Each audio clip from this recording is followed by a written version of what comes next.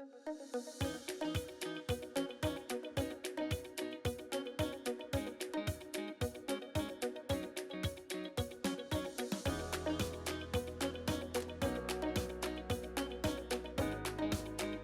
who do you think that we should meet next? The amazing talent that has come out of Wayland High School is pretty impressive. And today, we're going to meet someone who has not one but 2 Emmys to his name. And he started at WayCam.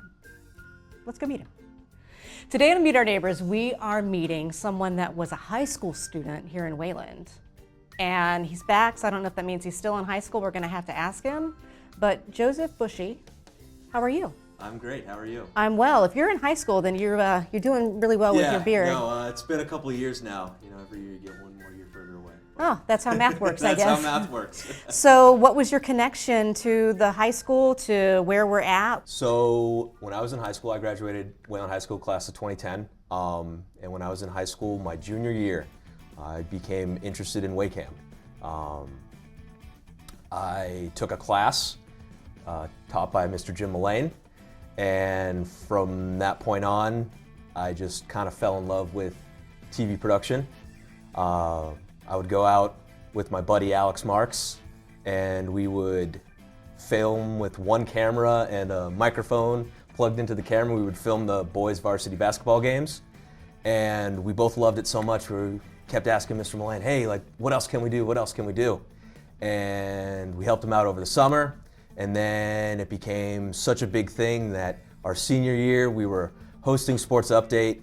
We had multi-camera recordings of the boys' varsity football games, where we were on top of the press box calling the games. And then we did the first ever live sports production for WayCam when we brought live TV into the basketball arena over here. And we were broadcasting live boys' varsity basketball games. What were the nerves like for that? I mean, you're just a kid having fun, so like you're still trying to figure out like how this all works. But at the same time, as I was doing all this, like I knew I loved it. Like, you know, trying to find your purpose, and you know, you're still in high school, so you don't really know what your purpose is yet. I'm still waiting to find out mine, so we'll see. But like I knew how much excitement I got from working in production, either in front of the camera, behind the camera, the hours that were put into it. I knew that it was really something that I wanted to do. And you know, Jim alluded to it earlier when we were all talking, like I spent 500 hours here or whatever. I don't know if that's actually accurate, we'll see, but I had way more fun here than I was, you know, at home doing homework, sorry teachers. But I had a blast here, and I knew it was something that I wanted to continue. So after I graduated in 2010, I went on to Boston College, where I was part of Boston College Television, which was the TV club on campus. My junior and senior year of college, I was the president of Boston College Television. We did a ton of stuff there, a couple sports shows included, and from there I started to realize like this is definitely something that I want to do. So I graduated BC 2014. And January of 2015, I started at ESPN as a production assistant, and I'm still there to this day. When you took the class, did you have any idea that you liked all of this, or was it just, I need to fill this spot, so I'm going to do it and see what happens? So going through the classes, it sounded interesting. Like growing up, I always loved, you know, taking pictures, like either with disposable camera, digital camera, whatever. Like when we would go on family trips, I would always be the one with the camera, and I always thought that was cool. And I saw this as an opportunity to do something at least similar to that. And Mr. Mullane just kind of, in the best way possible, let us do whatever it is that we wanted to do and have fun with whatever it was that we wanted to do. And you know, I say it to this day, like I've done so much even just at ESPN, but there's no way I would be where I am right now with these 2 Emmys. No way I'm there without Mr. Mullane. Like putting all of this passion like just pushing me to do whatever it is that I wanted and have fun with it all. Like honestly, without him, none of this is possible. So I did notice that you brought some some things with Yeah, you. a little bit of hardware. Yeah, do you normally just bring these? No, Where you no. go? Usually they sit on a bookcase at the house. They had a little bit of dust. They've been sitting up there for a while, but dusted them off, brought them up here. Thought I'd share them with y'all. What did you win them for? So, 2 of these Emmys, both for Outstanding Studio Show Daily, for the show that I work on, which is SportsCenter at ESPN. The first one. A lot of people might have heard that. Yes, yep. The ESPN, sports show, sports news, highlights, everything you want, we've got it. But I won these. First one was in 2020, 2021. The whole country basically shut down, but we kept going because that's part of our mission. It literally says it when you drive into work. It says it in big letters on the side of the building to serve sports fans anytime, anywhere. So we kept serving the sports fans, coming up with different random, ridiculous things to cover. Hey, like there's no sports today, but this happened in sports on this day, X amount of years ago, and diving in on that. Or there was a 30 for 30 documentary going on about Michael Jordan and the Last Dance and achieving the second three-peat. So when we would follow that, when SportsCenter would follow that, we would dive in on those Michael Jordan Bulls teams, and we'd try to get guests surrounding those Michael Jordan Bulls teams to just talk about that, and really made up content kind of out of nothing. And because of that, we were rewarded for it, and I was just a small part of it. But we won our first Emmy in, I think, over 10 years in 2020, and then we followed it up 2022, 2023. We won it again. A lot more sports to choose from that time around, but yeah, it was another just small part of that, but fortunate nonetheless.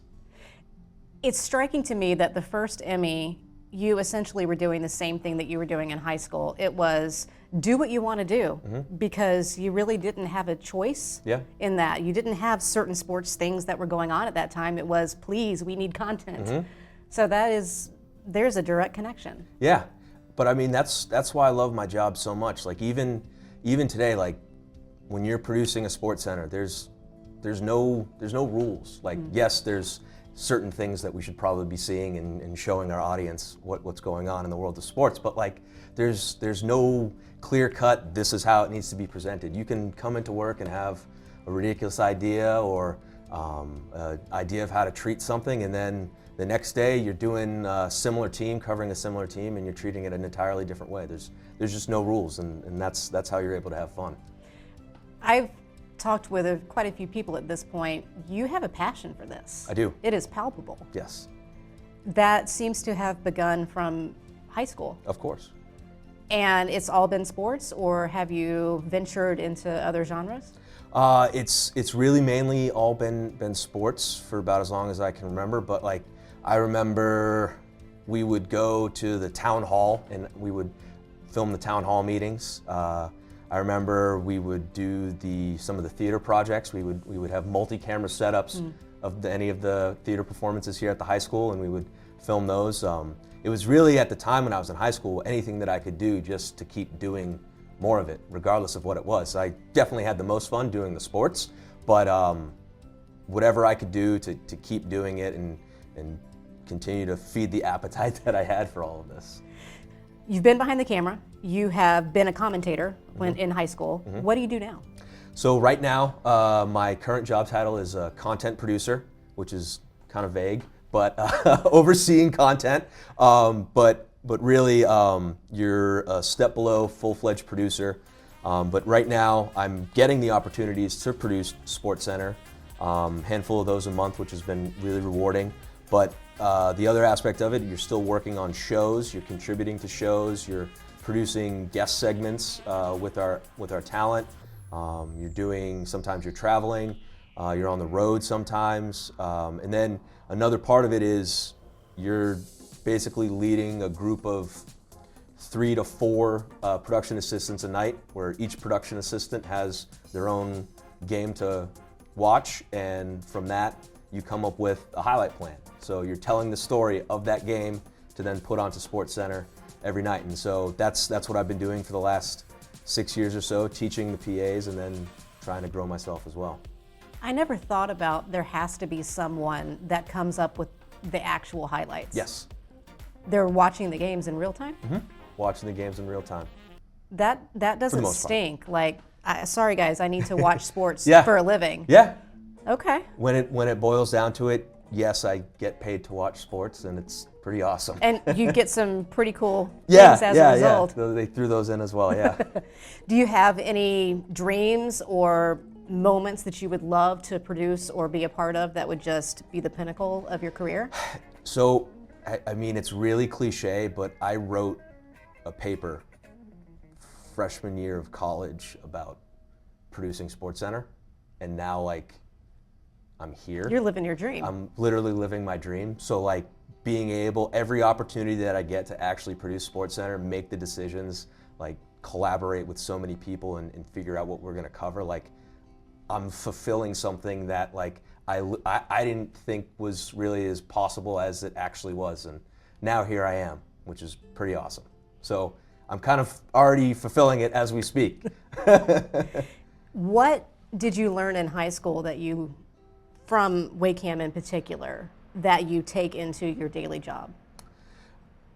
I think some of it's just have fun.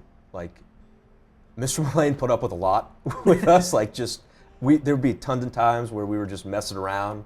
We were still having fun, and at the end of the day, we still got the job done. And I think that's, you know, where I am now, when I'm in charge of as many people as I am, when I am producing the shows or working on shows, I try to still have as much fun as possible because I think when everybody's having fun and everybody's having a good time, we're all clicking. Like, yes, we have a job to do, but there's no reason why that job can't be fun. There's no reason why we can't be ridiculous and mess around, as long as we're getting the job done.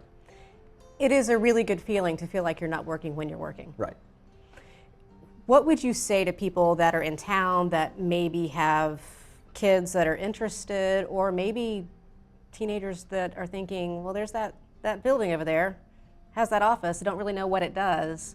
What would you say to folks who are just kind of maybe tiptoeing toward seeing what happens here? Come on down, just check it out. The opportunities here are endless. Like even at work, when I'm meeting with my direct reports as that are production assistants, like they might be assigned to be working on SportsCenter, but I always tell them, like, you don't have to love being on SportsCenter right now. Like, you're new to this company. What I want you to do is kind of figure out what you like to do. And from there, my job as your manager is to help you get to wherever it is that you want to go. If it's SportsCenter, awesome. If it's somewhere else, that's fine. It's my job to help you get there. So just come on down and see what we have to offer here at WACAM. Like, you could be involved with the movie production side of things. You could be involved with the sports side of production of things. It did a ton for me. Like I said, I wouldn't be here without what I learned at WACAM, without Jim Mullane. Like, I wouldn't be at ESPN with 2 Emmys. So it's done a lot for me, and I think it can do a lot for other people too. Just be curious.